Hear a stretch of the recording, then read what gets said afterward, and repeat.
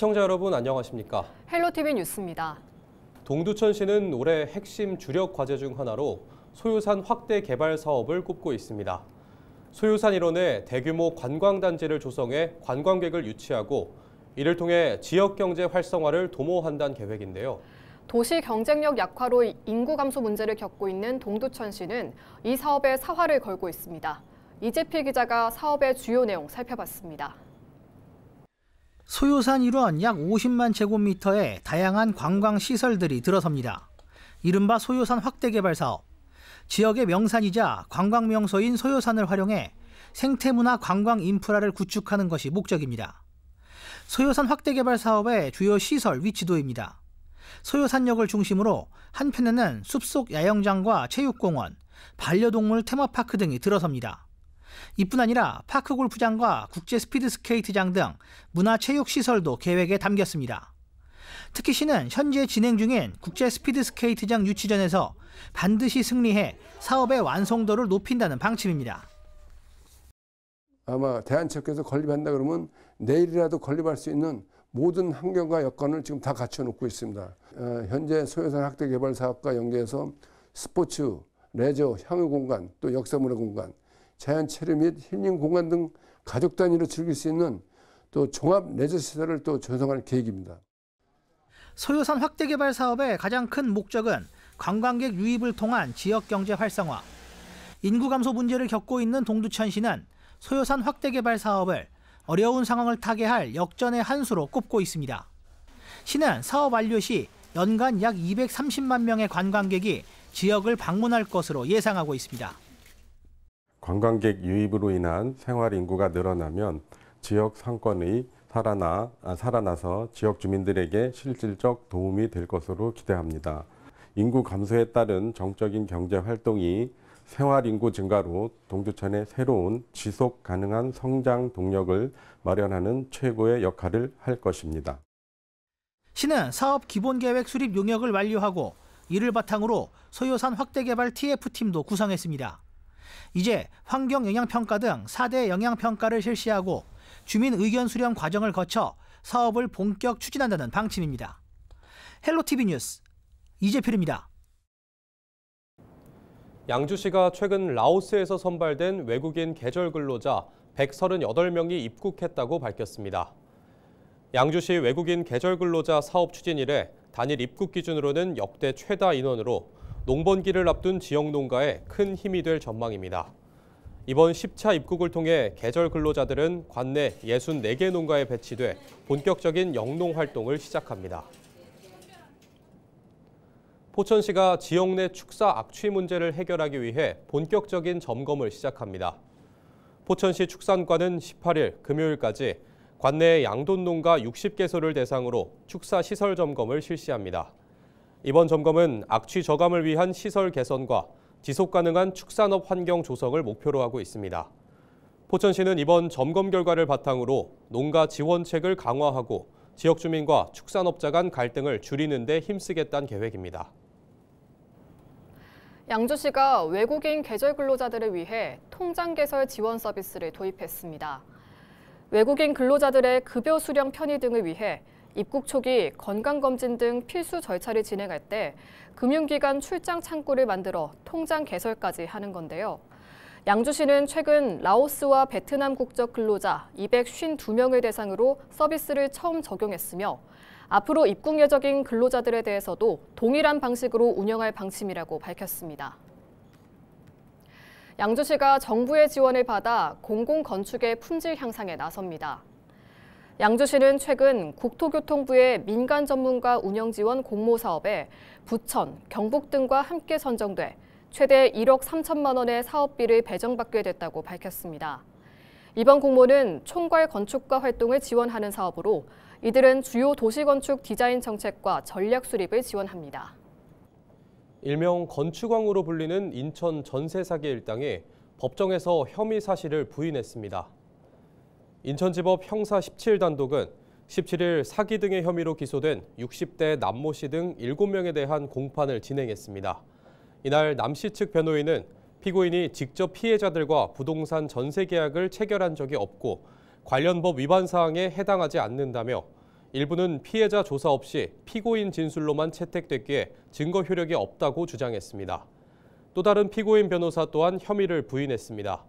앞서 남씨 일당은 지난 2월 대법원에서 148억 원대의 전세 사기 혐의로 징역 7년이 확정됐고, 두 번째 305억 원대 사기에 대해서는 1심에서 징역 15년을 선고받았습니다. 이번 재판은 83억 원대 전세 사기 사건으로 법원은 피고인 7명에 대한 추가 심리가 필요하다고 보고 오는 5월 30일 오전 같은 법정에서 재판을 이어갈 예정입니다.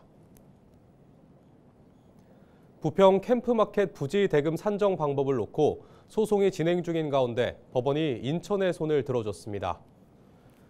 서울중앙지법은 인천시가 국방부를 상대로 제기한 캠프마켓 부지 대금 산정 방법 관련 민사소송에서 원고 일부 승소 판결을 내렸습니다. 재판부는 가장 큰 쟁점이었던 감정평가 기준 시점에 대해 반환일 기준으로 금액을 산정해야 한다고 주장한 인천시의 손을 들어줬습니다. 그동안 국방부는 토양 오염 정화가 완료된 뒤 감정평가를 해야 한다고 맞섰습니다. 토양 오염 정화가 끝나고 감정평가를 하자는 국방부 논리대로라면 최소 1,000억 원이 넘는 땅값을 인천시가 추가로 내야 하는 상황이었습니다. 다만 1심 재판부는 시가 협약 대금을 지불하고도 캠프마켓 부지를 쓰지 못한 기간에 대해 연 5% 비율로 공제해달라는 주장은 받아들이지 않았습니다. 이에 시는 공제 관련 법적 대응에 대해 판결문을 보고 최종 판단을 내릴 예정입니다. 한편 이번 소송과 관련해 국방부는 내부적으로 항소 여부를 검토 중입니다.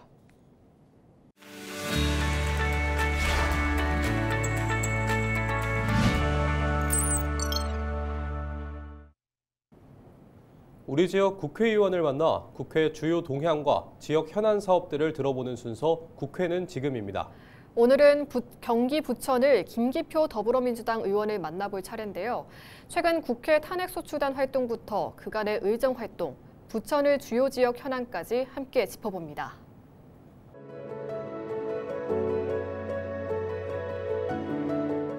지역의 시도 의원들께서 이번에 부천 상동 영상문화단지에 대해서 입장을 발표를 했는데요.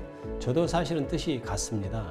여러 가지 상황상 아직까지 전혀 진전이 안 되고 있는 상황입니다. 그런 상황에서 올해 3월에 계약이 만료됐거든요. 그렇다면 아예 새로운 판으로 계약을 체결하고 다시 시작해야 되는 것 아니냐. 그게 가장 빠른 방법인 것 같다. 왜냐하면 기존에 계약을 체결했던 내용이 거의 성사되기가 좀 어려운 상황인 것이 명백해졌거든요.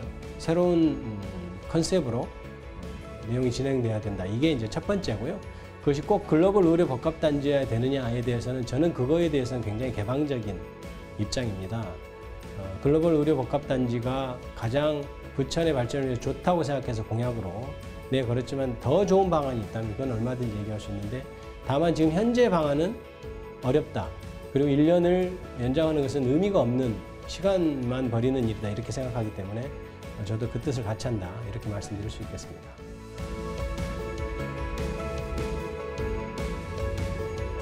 국민을 아랑곳하지 않고 전혀 국민의 실상, 현실에 대해서 공감하지 않는 대통령을 우리가 갖고 있었는데, 그동안 해왔던 일을 보면 하나하나가 다 탄핵 사유가 된다고 생각했지만 그것의 종착역이 비상계엄이라고 저는 생각하는데요. 파면 결정이 이루어져서 너무나 다행이고요. 그것은 대통령이 파면되는 상황이야 전체적으로 국가적으로는 어려운 일이지만 파면돼야 될 대통령이 된 것은 또 한편으로는 기쁜 일이라고 생각하고 있습니다.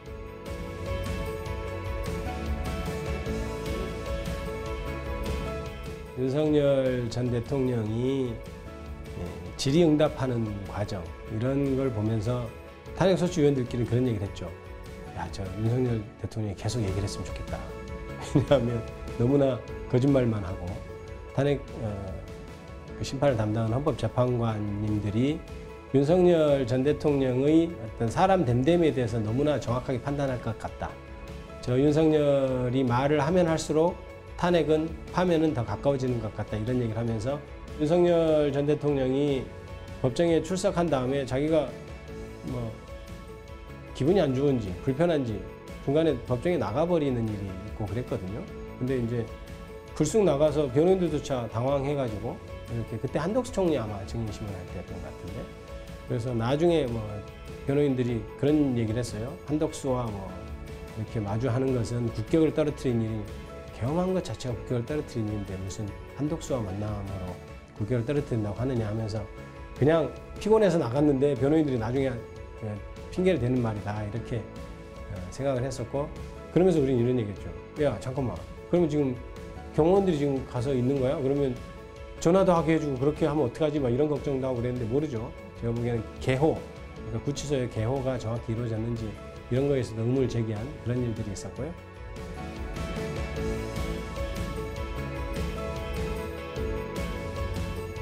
정책 중립성을 정확하게 지켜서 대선거를 해야 될 것이고 그 다음에 민주당 입장에서는 헌법 수호 세력이 승리할 수 있도록 정말 대선 준비를 잘해야 될 것이고 그래서 국민 여러분들의 열망을 받아서 헌법 파괴 세력이 또 집권하는 아주 비극이 일어나지 않도록 열심히 해야 될 거라고 생각하고 있고요.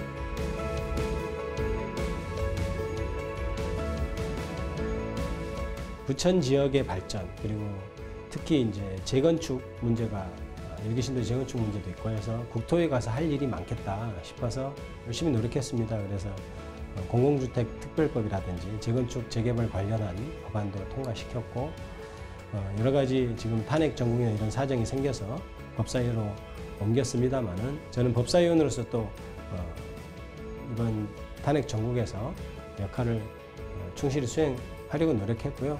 어느 정도 파면으로 성과가 좀 이루어졌다고 생각하고 앞으로도 부천시와 대한민국 발전을 위해서 열심히 노력할 생각입니다. 법사위가 어떻게 보면 최전장 같은 느낌입니다. 최전선 같은 느낌이어서 정의를 위해서 헌법소를 위해서 싸울 거고요.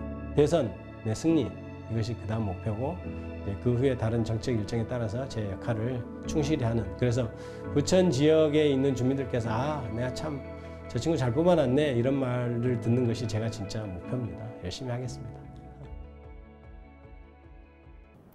정부가 재개발, 재건축 착수 요건을 완화하는 내용의 법 개정안을 입법 예고했습니다.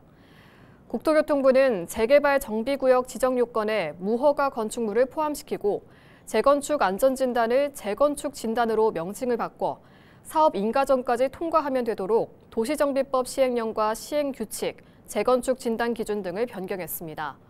국토부는 재건축 진단 주거환경 분야 평가 항목에도 주민 공동시설과 지하주차장, 녹지 환경과 승강기, 환기 설비와 대피 공간, 단지 안전시설 등 평가를 신설했는데요. 주민 불편을 다양하게 반영할 수 있도록 했습니다. 지난 3월 수도권 아파트 거래량이 1월의 2배를 넘어섰습니다. 부동산 플랫폼 직방이 분석한 1분기 아파트 거래 정보를 보면 지난 3월 수도권 아파트 거래량은 2만 1,800여 건으로 1월 1,800여 건, 2월 17,900여 건에 이어 크게 증가한 것으로 나타났습니다. 서울 주요 자치구별로 보면 강남구 아파트 거래량이 589건으로 자치구 중 가장 많았고 강동구 518건, 성동구 491건, 노원구 470건 순이었습니다.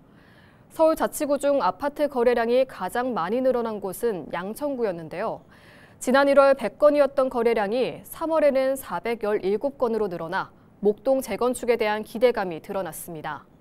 한편 경기 지역에선 화성시 아파트 거래량이 939건으로 가장 많았고 인천 지역에선 서구가 536건으로 가장 많았습니다. 경기도의회 국민의힘 대표의원 전용 차량을 몰던 용역업체 소속 운전기사가 술을 마신 채 새벽 시간 해당 차량을 운전하다 사고를 낸 사실이 뒤늦게 알려졌습니다.